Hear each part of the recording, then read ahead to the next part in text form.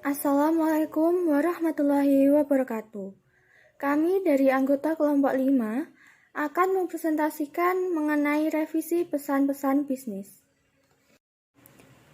Sebelum masuk ke dalam materi, saya akan memperkenalkan anggota kelompok kami. Yang pertama, saya sendiri, Indah Dwi Kumalasari. Yang kedua, Darulia Ratna Septiansi. Yang ketiga, Asri Mu'alifatul Aisyah. Dan yang keempat, Uri Wulandari. Dalam merevisi pesan-pesan bisnis, kita akan mempelajari 6 bagian. Yang pertama, kita akan mempelajari mengenai pengertian revisi pesan-pesan bisnis. Yang kedua, kita akan mempelajari keterampilan merevisi pesan. Yang ketiga, kita akan mempelajari cara pemilihan kata yang tepat. Yang keempat, kita akan mempelajari cara membuat kalimat efektif. Yang kelima, kita akan mempelajari cara mengembangkan paragraf. Dan yang keenam, kita akan mempelajari tahap merevisi pesan. Untuk materi yang pertama, yaitu pengertian. Revisi pesan bisnis adalah perbaikan pesan bisnis agar pesan bisnis yang telah direncanakan dan dibuat dapat ditinjau ulang atau dapat disempurnakan untuk menghindari adanya kesalahan. Revisi merupakan langkah terakhir dalam mengembangkan pesan bisnis secara efektif. Untuk materi selanjutnya akan disampaikan oleh anggota kelompok kami yang lain.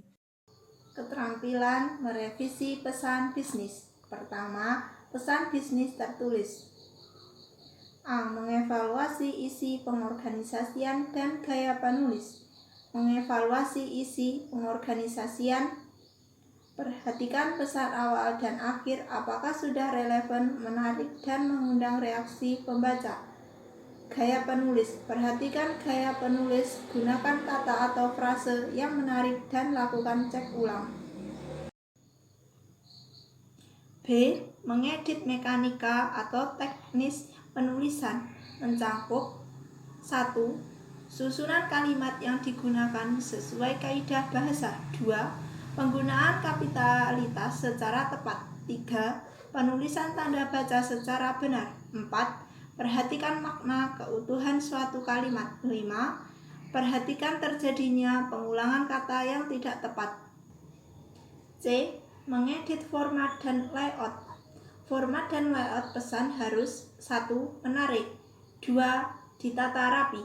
3. Bersih. 4. Tidak penuh coretan. 5. Kertas yang digunakan berkualitas baik. Yang kedua ada pesan bisnis lisan. Disampaikan melalui rapat atau pertemuan bisnis, negosiasi, presentasi bisnis. Hal yang perlu diperhatikan adalah A. Substansi pesan. B. Pengorganisasian bahasa. C. Gaya bahasa. Pemilihan kata yang tepat. Perlu diperhatikan hal-hal berikut. Yang pertama, pemilihan kata yang sudah familiar atau dikenal. Yang kedua, pemilihan kata-kata yang singkat. Yang ketiga, hindari kata-kata yang bermakna ganda. Membuat kalimat efektif. Dalam menyusun suatu kalimat, perlu diperhatikan 3 hal, yaitu pertama, kesatuan pemikiran, kedua, kesatuan susunan, dan ketiga, kelogisan. Ada 3 jenis kalimat, yaitu A. Kalimat sederhana, B. Kalimat majemuk, dan C. Kalimat kompleks. Cara mengembangkan paragraf, cara pendekatan.